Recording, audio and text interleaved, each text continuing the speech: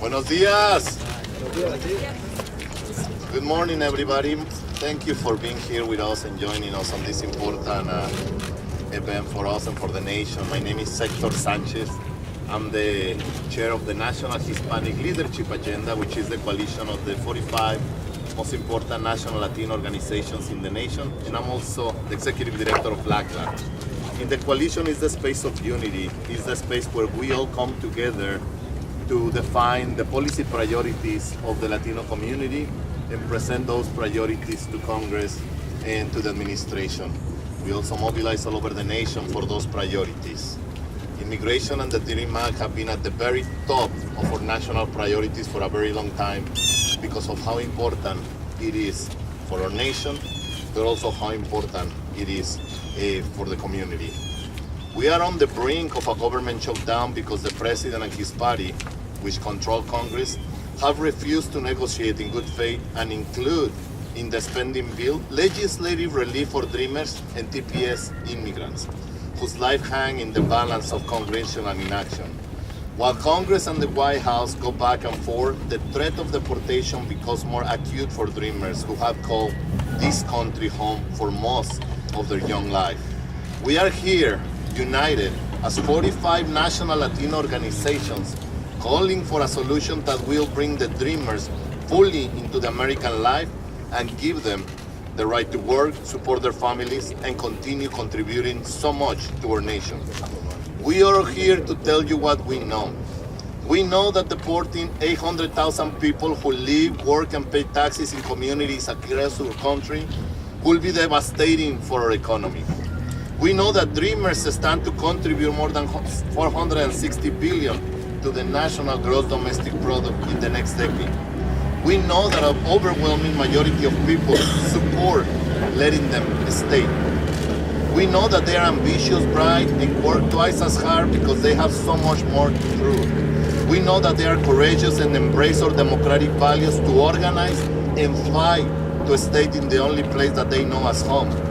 And that we know that we are a better democracy and nation thanks to the Dreamers. So thank you, Dreamers, for everything that you do. Thank you for your courage. Thank you for making us a better nation and a better democracy. So what are we waiting for as a nation? We're calling on Congress and the White House to do what is right. Adopt an immigration laws that are consistent with our country's values and give these young people a shot at the American dream and put aside your political difference and give Dreamers back their future. I'm going to say a couple of words in Spanish, but there are some votes, so I want to introduce Congressman Joaquin Castro from Texas that is going to share some of his views. Congressman. Good morning. I want to say first thank you to Hector, to NHLA, to LULAC, and all of the Latino organizations who have helped gather us here today. Thank you also to my colleagues in the Congressional Hispanic Caucus who have been working so hard on this issue for such a long time. Yesterday, the House of Representatives passed a spending bill that didn't include many things. It didn't include a permanent funding stream for CHIP, it didn't include funding for community health centers, and it also failed to offer any kind of DACA fix.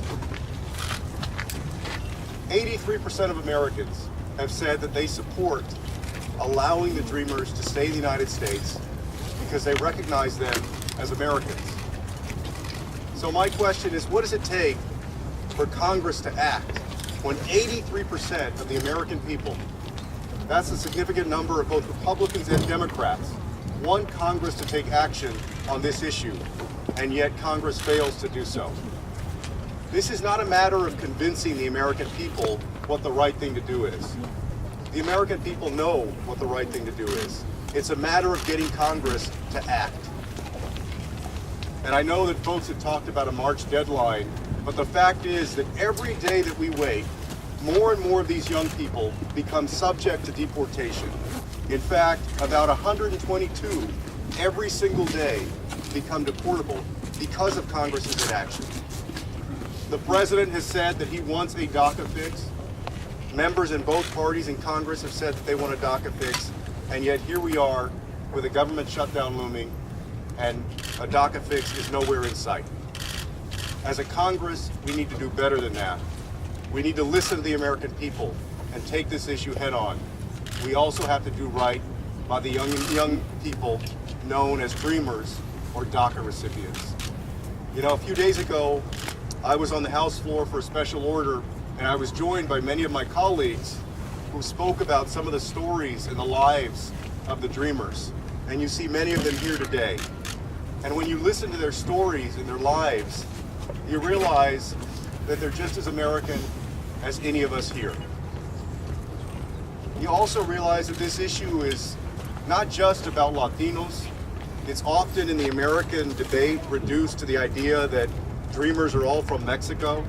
There's a lot of misinformation out there. The fact is that DACA recipients and dreamers come from every corner of the globe.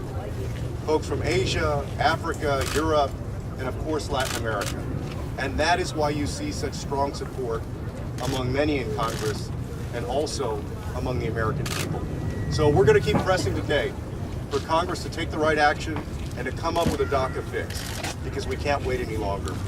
I want to say thank you to, of course, the organizations, but most especially to the dreamers that are here, to keep heart, to keep faith, that many of us are here fighting for you, that we believe in you, that we love you, and that we'll get this done.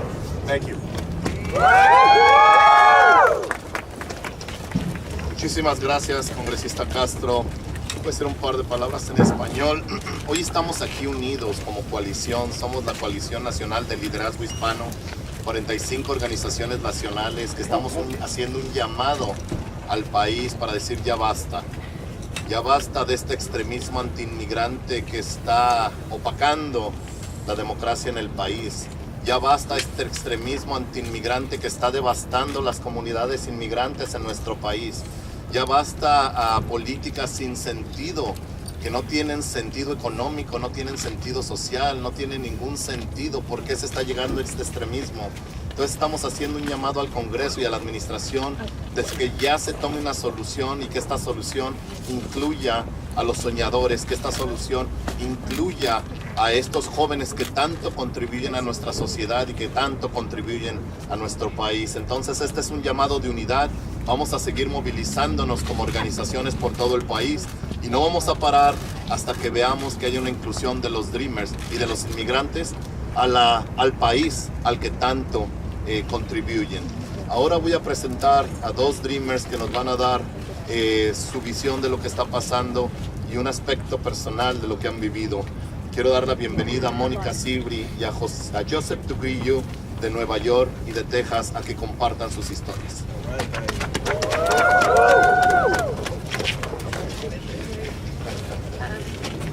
Hello everyone, my name is Monica. I am undocumented. I am someone who would have benefited from this DREAM Act had these people taken action. There are elected officials that represent our communities. There were people out there that look like me who voted against, who have not been very vocal about supporting dreamers and undocumented communities across the country. I was born in Ecuador, but I made my life here. I am the first one in my family with a college education and a profession, thanks to the fact that we migrated to this country for a better future. I live in a family of mixed status, so I'm not here just talking about what could have happened if, I get my papers, but also the fact that this could help the 11 million undocumented immigrants out there. I really, really want to send a message that I am tired. I came here on Tuesday with a group of 25 undocumented immigrants from New York to talk to every single one of those elected officials that represent us. We brought people from Long Island, from Buffalo, from Albany to talk about this issue. Yet their offices ignored us. They think that we do not exist, and they just stopped talking to us. They didn't even look at us or come out and say that they are here to not even vote for it or that they're supporters. But also, we are tired now.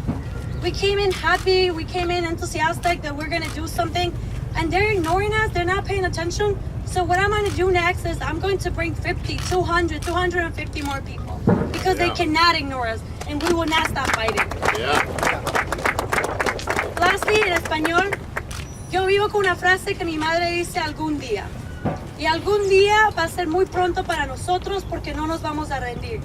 Nosotros vamos a seguir peleando no solamente por los que ya fueron afectados por DACA, pero también por personas como yo que van a ser afectadas por este nuevo DREAM Act. Le digo a toda la comunidad latina, la comunidad que nos representa, que hay una familia muy grande como LULAC y todas las organizaciones que se encuentran aquí como Hispanic Federation que nos están ayudando y nos están apoyando. And to everyone out there that's really wanting to come forward, this is the time. If they know 50 people, if they know 200 people, they're not going to ignore if every single one of us come together. So I'm asking all of you to keep coming, to keep pressuring them, to keep calling their offices because they cannot ignore us and we're not going to go away. So what do we want? DREAM Act! When do we want it? Now! Thank you, everybody.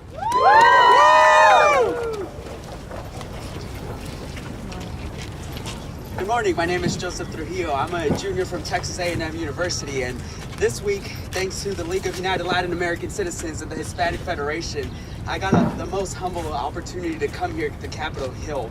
And you know what? The most rewarding thing and the most thing that just gets my heart going is that I was here with 200 other dreamers and allies that felt the same way I did. I think the most beautiful part of this journey has been that dreamers all across the U.S. are here. It's not just people here in Washington, D.C. or here in the Northeast region. We have people representing us from Texas, from Idaho, from the West Coast, all over the place.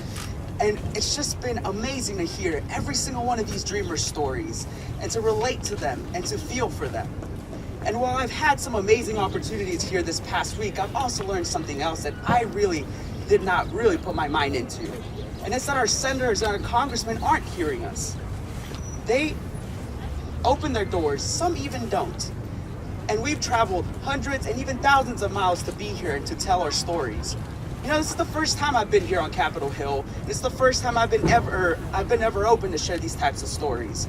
And sometimes it does break my heart to hear that these congressmen and congresswomen won't even consider what I've done in the past, won't even consider any of the obstacles I've overcome and we've all overcome for just a simple solution. I understand there's a lot of negotiations going on into play right now, but what we're talking about here is 800,000 and more of our lives, more of our dreams. Personally, I came here to the United States when I was 5 years old from Lima, Peru, and I've overcome so much to be where I'm standing at today. I've had to overcome in-state, out-of-state tuition. I've had to somehow fund my full way through college. And we've had different obstacles, from my mother being able to quit her jobs because of these current immigration raids. We've overcome so much over these past few years, and with the cancellation of DACA, it definitely put another expiration date to our dreams, our hope, and our future. And last night actually, I want to share something with you guys. Again, as I was explaining before, this journey has been amazing here to just learn more about people, but at the same time, it also brought great distress to my heart. Last night, I actually took a brief sort of stroll here here in Capitol Hill. I started looking at the monuments, started to think about what my story was and where I all started from and what it took to be here. And something that I remember from last night, just taking that stroll, is I went to the Lincoln Memorial.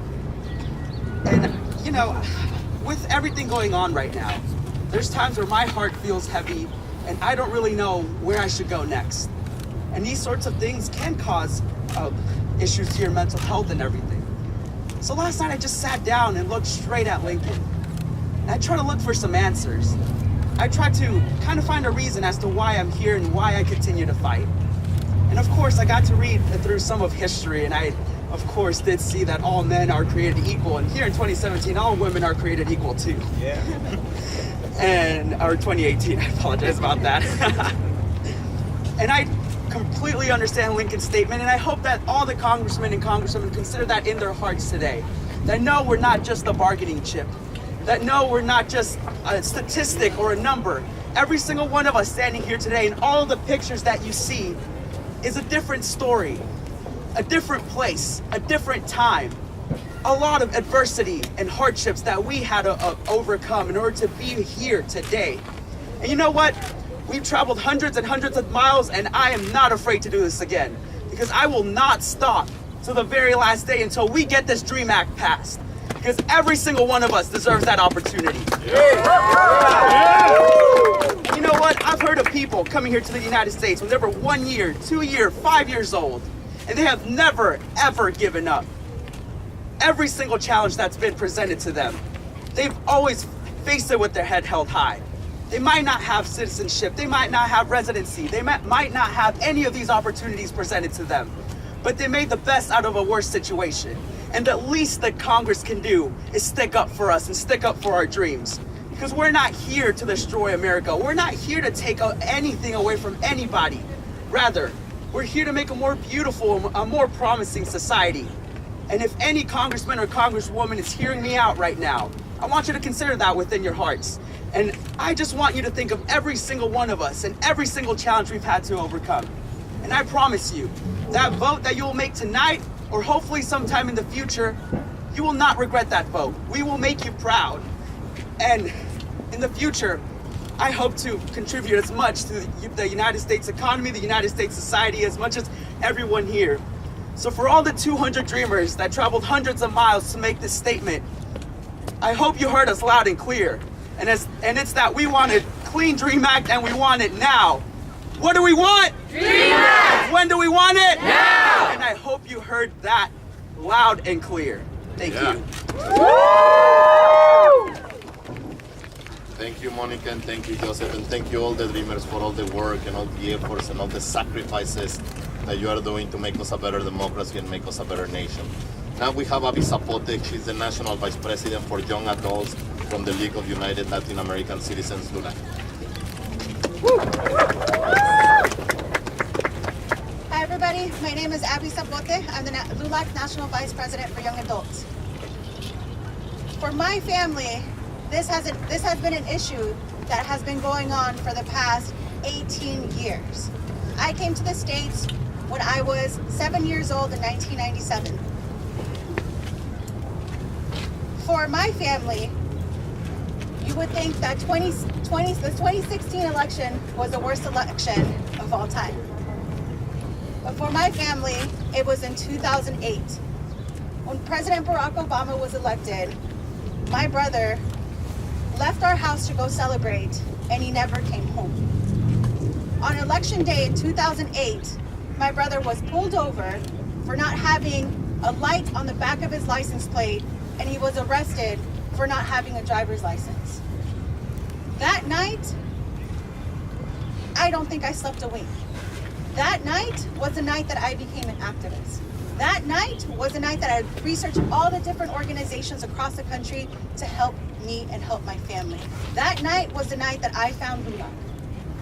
Through this organization, I've been able to have my dream to be able to organize dreamers from all across the country to come to Capitol Hill to advocate for their dreams. While my brother, unfortunately, still stays in limbo. My brother, because he has that one arrest record for not having a driver's license, was not eligible for DACA. When my mom and myself were able to get our citizenship, my mom is still not able to get him a petition because of that one arrest record that he has.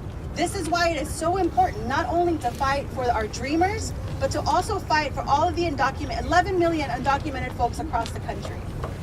We are here as a delegation, we are here as a family. We are here to stand up for each other, to say that it is time to finally pass a DREAM Act. We cannot wait any longer. Millions and millions of families across the country are continuously living in fear. Millions of families are searching for sanctuary, whether that's at churches, whether that's at different organizations, to ensure that ICE doesn't come and pick them up. Because to have to feel like your relatives have died because ICE has picked them up, that is a true feeling that we all face. When someone is ripped away from your family and you don't know where they're at, where they can't even reach you to call you and say that they're okay, to have to face the fact that they might be separated from you for decades because they won't be able to come back to the States. That is real fear that our families have to face every single day.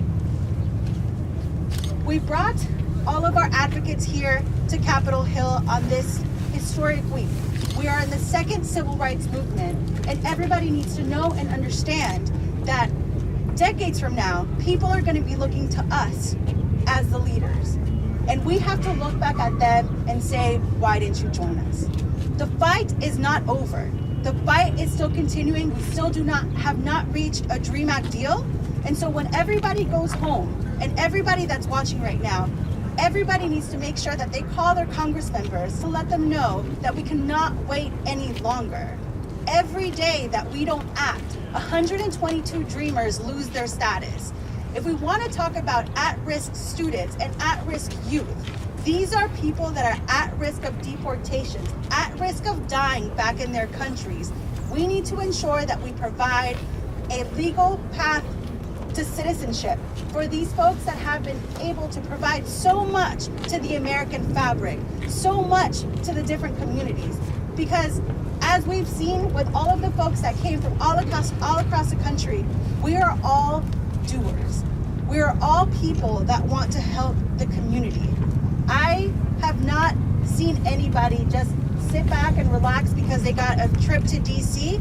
No, I've seen these folks run to the Capitol Hill to ensure that we were able to do all of our 435 visits to the House members, all of our 100 visits to our senators. We ensured that all of the voices of all the dreamers from every single state were represented.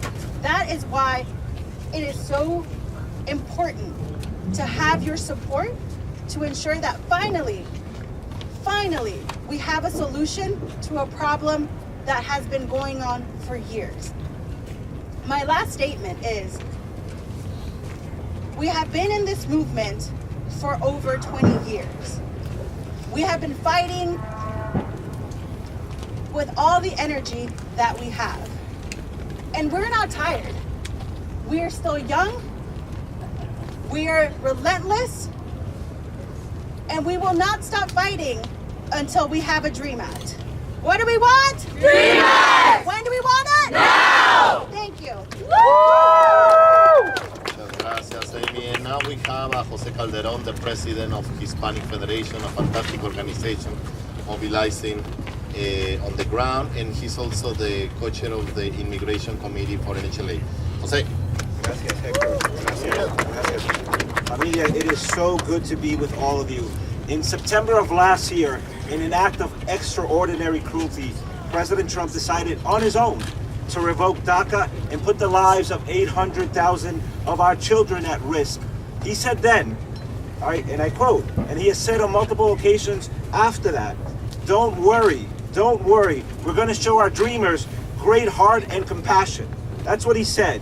But with so many things with this administration, hoping for President Trump to do the right thing is a fruitless exercise. We have seen it over and over again where this president clearly does not have our interests at heart, clearly does not have America's interests at heart.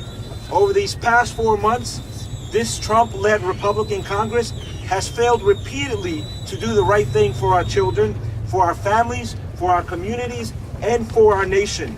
Instead of showing great heart and compassion and basic decency, they have decided to horse trade the lives of 800,000 children, to use our dreamers as some political chip to secure billions of dollars in a wasteful and unnecessary border along the Mexican border, amongst other harmful policies. But Trump and his congressional followers have badly miscalculated. They have badly miscalculated our community. They have badly understood what America wants. It is apparent that they have failed to understand that nearly 80% or more than 80% of American voters want a legislative solution to protect and keep our dreamers in America. They have failed to understand that this is an issue of great moral clarity for the rest of America outside of Congress. That it goes to the very heart of who we are as a nation and what we're going to stand for and fight for. And Trump Republicans have obviously failed to understand our resolve as a family, right? And it's not just Latinos, right? It is immigrants, it is people of good conscience across America that stand with us today. They may not be here physically today, but they stand with us in every single way to say that we are going to fight for our children, that we will never allow our children to be put in harm's way, that we will never allow our children to lose their jobs, to be removed from their families and their loved ones, That is never going to happen. We are never going to allow that to happen. We will not rest until our kids can live here in safety, that they can be with their loved ones, and that we stop hearing these awful stories of our kids being removed, of our parents being taken away. What kind of a country are we that we allow that to happen today? And this Congress that continues to say that they care, that they continue to speak on behalf of America, who are they? They certainly don't represent the values that you see here today. And so we are here to remind our congressional members that we stand together, not only with advocates, but with companies across this country, with congressional allies across this country, and we will not stop. We will not stop ever fighting on behalf of what's right for this country, certainly fighting on behalf of these beautiful youth, right? Children who came here to America and are contributing in every single way imaginable to our country. We will not stop, and we hope that they heed that message, that finally there's common sense in this Congress to do what's right for America. Thank you for being here. Now, again, what do we want? Dreamers! When do we want it? Now! What do we want? Dreamers! When do we want it? Now! Gracias. Thank you, Jose. Thank you for bringing all that passion to all this important fight. Now we have another fantastic organization that has been in the front lines leading a lot of these fights. We have Clarissa Martinez-de-Castro. She's the Deputy Vice President, Office of Research Advocacy and Legislator for Unidos USA. Clarissa. Thanks, everybody. As Hector mentioned, I'm with Unidos US, and we are a network of over 260 community-based organizations across the country who serve American citizens and immigrants, millions of them every year.